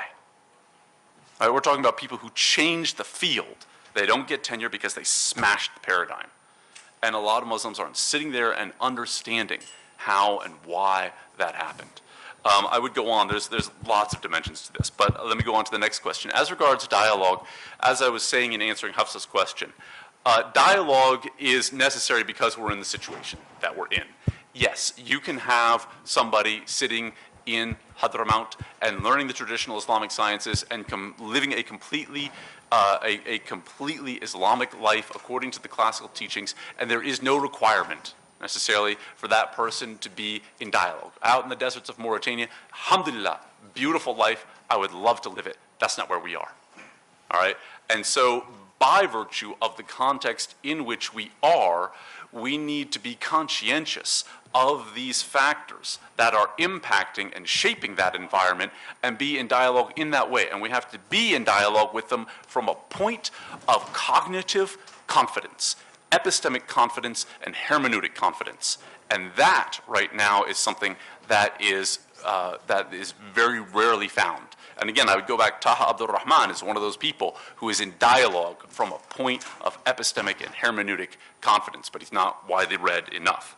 And last, the other question was what solutions would be proposed to the problems that are connected to those of the true human nature? All right, I've proposed some of those solutions already in talking to Hafsa's question. But in terms of how these things would relate to true human nature, well, this is where it comes back to the whole paradigm that I'm talking about. We could call it, in a sense, a fitra paradigm. How do we as Muslims conceptualize the human being? All right, we don't conceptualize. In our tradition, the human being is not a fallen being that needs the hand of the Messiah to drag him out of the mire of the dunya. You know, the human being, which would be kind of the Christian model, the human being is one that, in a sense, has this capacity to really know. You know, through the names of Allah subhanahu wa ta'ala, through the knowledge that Allah subhanahu wa ta'ala has put him, and through that covenantal relationship, when Allah subhanahu wa ta'ala said, Alastu bi rabbikum, and the whole of humanity said, Bala, indeed. Through that covenantal relationship that's in our fitra, we have this kind of primordial knowledge of Allah subhanahu wa ta'ala, and in a sense, you spoke about an-nafs al-amara bis-su', and that is in a sense exactly the issue. You go to where the Quran then speaks of an-nafs al-lawama. La uqsimu bin-nafs al-lawama wa la uqsimu bil... Biyawm al-qiyamah. Look at that connection. Biyawm al-qiyamah and the nafs al-lawama at the same thing. Believe in the hereafter and that blaming soul that, you know, that takes account of what and who it is. It is in our nature, and it's very interesting that later on, I can't get into the whole analysis of the surah right here, but later on in that surah, you know, إِنَّ الْإِنسَانَ لِنَفْسِهِ لَبَصِيرًا وَلَوْ أَلْقَى مَآذِيرًا. You know, when you sit down at the end of the day, you know who you are, and you really look at who you are, all right? No matter what excuses you're going to throw out there, in the depths of our being, the Quran is saying that we know who we are. And it's very interesting that after that, it then tells us not to be rushed in reading with the Quran, no, but to sit down there and contemplate it and follow the explanation of the text that Allah subhanahu wa ta'ala gives us. That actually through the contemplation of this book, we will actually be able to be in a position to to come to that knowledge of ourselves. So yes, I think that in fact this is actually in complete accord with what our tradition tells us we are as human beings in an eternal covenantal relationship with Allah subhanahu wa ta'ala. Yes, please. Okay, assalamu alaikum. You know, it's whenever I give speeches, I always think I should just stop giving speeches because I think I'm just very bad at communicating. Either that or no one can understand me when I talk, which actually I think might be the case. So I did not say that those rules should change. I specifically said, so al-ahkam tataghayyar bil-makan wa-zaman wal-ashkhas wal-anzima. These are rulings changed by time, place, in people and individuals involved and systems. That's al-ahkam ghayr al-mujtahid fiha, right? These are the rulings that are not like mansus alayha or ma'lum min ad-din bid-durura, not rulings that are known essentially as part of the religion, not rulings that are agreed upon by everybody, not rulings that are clearly stated in Scripture, but rulings that are like the vast majority of rulings in the Sharia, products of legal reasoning, hermeneutics of one sort or the other. For example, so an example of changing within a madhab would be like the early Hanafis are very strict about what kind of conditions you can put on a sale or a contract, whereas after the 1100s, Hanafis basically defer to local custom on that as long as it doesn't contravene the clear Sharia. Between madhabs, a good example would be like what happens if a woman's married and the woman converts to Islam? She's not, so some people would say she has to divorce her husband. Other opinions would say no, she can stay with her husband. So if you have a situation like the United States where you have a lot of women converting to Islam and their husbands are not Muslim, it's very disruptive and damaging to their lives and to their family if they have to divorce their wife. So in that case, you would take the madhab that would allow her to stay with her husband, even though he's not Muslim. And you would take, let's say, the Shafi or even the Imami Shiite madhab, which would say that she can raise her child as a Muslim, even though the other madhabs would say, no, the child should follow the religion of the father. On the example of the mizwak, I mean, yeah, there you are. So, I mean, this is a perfect example of this debate, tension between things changing. He's saying this, did God instruct the Prophet to have the mizwak as his sunnah because Muslims are supposed to use the mizwak forever, or is it because Muslims are supposed to clean their teeth by whatever the best technology is available? And you see this legal reasoning at play very early on in Islamic history with the case of wulugh al-kalb fil ina. So the hadith says that if a dog licks or drinks from one of your vessels, like for a drinking vessel or eating vessel, you should wash it 7 or 8 times depending on the narration, the last time you use dirt. And so should we use dirt, like, and for example, if a dog comes and licks my pants, should I use dirt to clean my pants, or should I use soap? And even very early on in the 900s, you see Muslim scholars saying, no, this is, you can use soap, but they didn't have soap at the time in that area. So they didn't, it was just whatever, mud is like the best, sand is the best way to clean things, especially if they're like a vessel, a hard vessel. And, but then the issue is, do you have, thank you, is there some like ta'abudi aspect to mizwak as well? So yes, maybe I brush my teeth with the latest, like my kids have, vibrating, light glowing toothbrush. But also I use the mizwak because this is just sunnah, and I'm trying to imitate the life of the Prophet ﷺ in every way that I can, so I have the mizwak with me as well. And then we might discover mizwak has also other benefits, and maybe it does some things that toothbrush don't. So, but that's the kind of constant dialogue Muslim scholars are engaged in. But the problem is today that dialogue is very it's almost impossible to have because you can't have it in a communal vacuum. You're constantly being pushed on and pulled on by the forces outside your community. The State Department. I didn't say Muslims don't have trust in their leaders in the Muslim community. I think that because, let's say, Muslim community in the United States is under so many pressures, domestically, internationally, internally, et cetera, the more pressure a community is under, the more problems it has, the harder it's going to be for people to find leaders that they find that help them or that they feel understand their situation. With the State Department, I mean, I would be cautious about the people that the State Department. I mean, I've done the same thing, and I even saw sometimes people are very nice. But you remember, these people have been vetted by the State Department, right? So they're not gonna bring, Ayatollah Shamola or whatever. They're gonna bring. That's just a name I made up. Sorry about that. They're gonna bring, someone whose views are not obnoxious to the American government. The interesting thing about the minorities, a young lady from Colombia. First of all, it's very nice to hear about Muslims in Colombia. I would say, don't get me into this, but I'm very conflicted about this myself. Muslims need to, Muslim minorities need to be strong about their identity. They need to mark their identity with their dress and with the way they talk. They need to not accept excuses that allow them to blend in, because when you blend in, you disappear. And in terms of what Muslim world can do for you or for us or for Muslim minorities, I think one of the best things they can do is offer chances for education. Let Muslims go to those countries and learn classical Islamic sciences. What they should not do is put political conditions on that. Don't make Muslims in Colombia or in the U.S. Have to support whatever agenda of whatever government in order to get funding, at least opportunities for education. And then the last question about what the solution is. I think that there is no solution other than, I think, just about these epistemological problems. Is to be strong. You have to be strong. You have to be confident. You also have to understand that when you start brushing in any system, there are carrots and there are sticks, right? If you're doing what the powerful want, you get given lots of carrots. If you start doing what the powerful don't want, you start getting hit by the stick. And when you start feeling uncomfortable about something, do I really want to say this? You'll internalize these, you'll self-censor. Ask yourself, am I really going to obey these rules, or am I going to ask myself, what do I believe?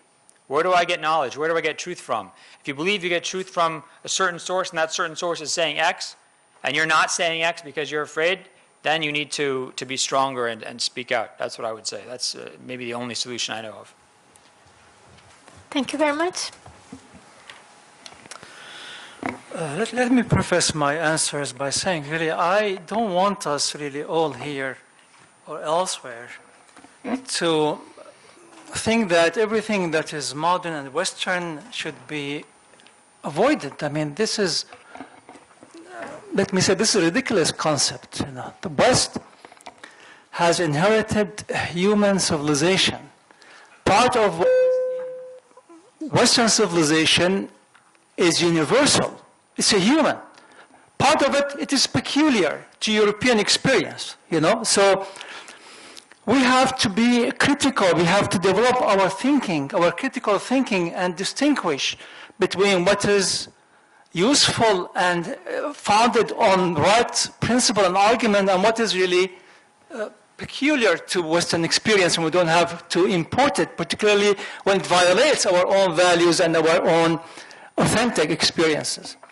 I would say that is even true about the heritage that we have. We can't follow everything our fathers have promoted just because we are of that community. That's contrary to the spirit of Islam.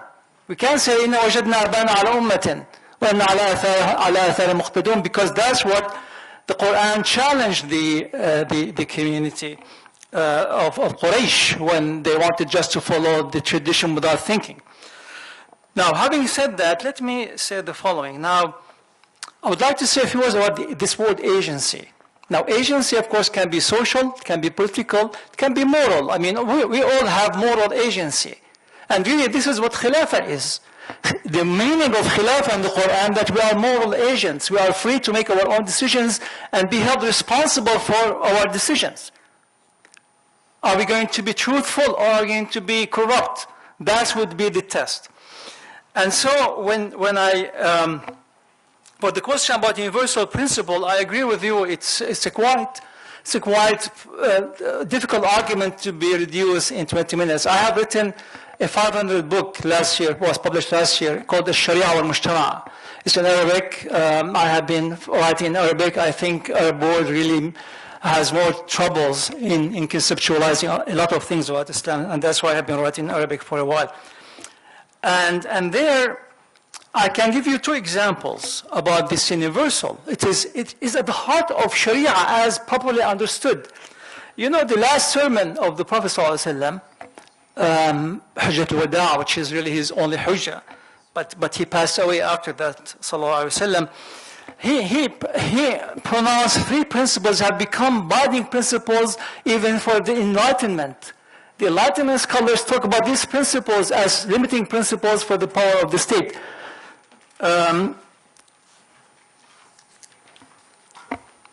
حفظ إن دماءكم وأموالكم وأعراضكم right to life, right to property, Allah, right to dignity, which I interpreted in many books as really ability, dignity meaning to have a choice. That's what dignity. Take the choice of a human, they have no dignity. Dignity of a human is by having choice, which is liberty. Our scholars in the 4th century talked about 5 maqasid al-Sharia, which are all rights. In addition to the 3, they added حفظ العقل وحفظ الدين. So these are the principles. So what I'm talking about here, when I talk about universal, that again, I said I didn't have time to expound. I said there are some ahkam which is ta'abbudiyya, meaning symbolic, we have to follow without thinking, because the meaning is in the act. But everything else we have to look at the meaning. That's not my words, that's the word of Ibn Taymiyyah, before him Al-Izz ibn Abd al-Salam, before him Al-Juwayni and Al-Ghazali. We cannot follow statement by the Prophet or statement by the Quran if you don't understand what it means. In fact, we now do things against the zahir of the qawl of the Prophet. So he said, لا تبيعوا المعدوم. And scholars decided and discovered that no, we can engage in bay' al-ma'dum, which is the absent, is al-gharar, which is deception, we can avoid deception. So because they realize his injunction about the meaning, why is al-ma'dum is prohibited? Because it leads to deception. So we have to think about the meaning, not only the surface meaning that, as many of those traditionalists, quote unquote, meaning, Salafis. I'm sorry, I provoked last time my good friend Jack when I said that, but I say it not, in a good sense. I respect the Salafis' right to say whatever, but I have the right also to criticize them when they say only Zahir al-Nas we have to follow. We can't look at the deeper meaning of the text. For the question of example of social agency, the ijma'. Ijma' is a social agency among the ulama, but also there are some ijma' which is within the community. I gave example how the judge could not judge against, in fact he used examples, I encourage you to, he used example of a woman who, of course, the judge wanted her to go and talk with her parents and parents of her husband and settle it outside of the court, and she insisted. She said, no, it's my right. I would like you to order my husband to take me to a separate home because I'm having trouble with my in-laws. And Lowen said the judge was not happy, but he had to do it because it was the urf, her right, and she knows her right. And she didn't have even an attorney to ask for her right because she knew her right. And so this is really an example of social agency. Now with regard to the question, your question, you have a good question, why Muslim countries don't follow Sharia? I guess because really we don't study Sharia. We don't study Sharia today. We study only the work of early scholars who lived in a different time and situation. We have many of our great scholars today who refer to, let's say, someone like Al-Ghazali. My goodness, Ghazali lived in the 4th century, like 10 centuries ago. How could you consult him about something that's contemporary? And so that's the problem. Now, our scholars stopped producing a relevant knowledge to our time, and therefore everybody else has to search for the West, where the scholarship there is very alive, trying to develop theories and addressing questions. And so, no wonder why our governments don't listen to our scholars. زواج من طفلة 14 سنة. This is a problem, of course. Because yes, early societies allowed that to happen, but we can't allow it today. Why? Because today we can't be a functional citizens in our societies if you don't have education. We have to finish at least high school. At least high school. And so when we marry a child, she doesn't know how to make a decision about her marriage. And so there, we can really say it is not acceptable, although it was acceptable. And we can justify it based on the Sharia, because Sharia look after the interests of a human being, isn't it? her interest is really completely ignored when she is pushed into a marriage she cannot evaluate. What kind of relationship? What is marriage really at 14? Finally, I know Dr. Sami is standing, but let me give an example to my good friend in the back. She said, how do you reconcile Sharia with modern state? Well, to me, Sharia calls for the accountability of the ruler, that nobody can claim impunity. Everybody is responsible. This was understood by the first one who has been elected or chosen, let's say, as the head of the political head of the community, Abu Bakr as-Siddiq. He said, إِنِّي بُلِّيتُ عَلَيْكُمْ وَلَسْتُ بِخَيْرِكُمْ إِنْ أَحْسَنْتُ فَعِنْ وَإِنْ أَسَأْتُ فَقَوِّمُونِي. Qawwimuni is not really like some people think qawwimuni meaning, hit him or something. Qawwimuni, evaluate me. Taqweem. Taqweem is min al-qima. Qawwimu amali. Let me know about what you think. Tell me that I went wrong there.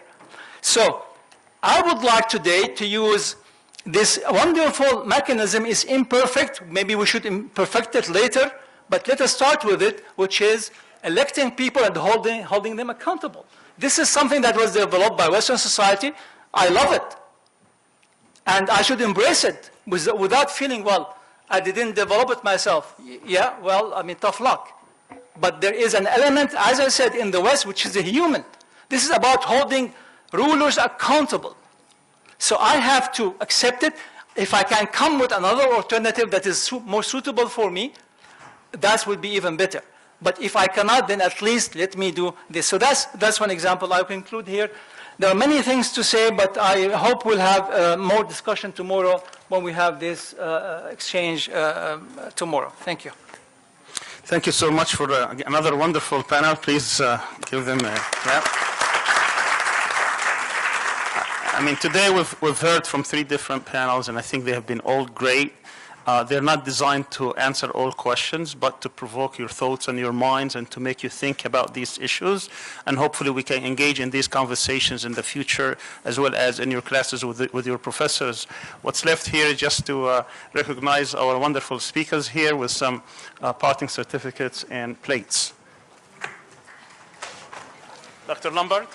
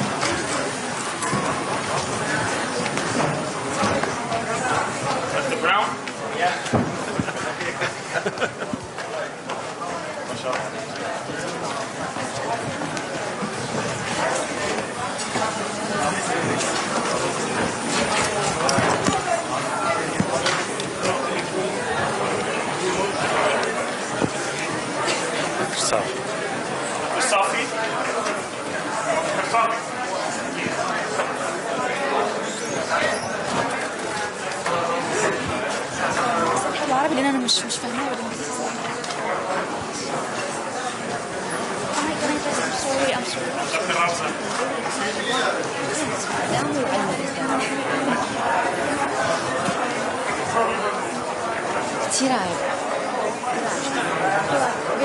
المتحدثين كلياتهم ما في أدب على العلم هذا وين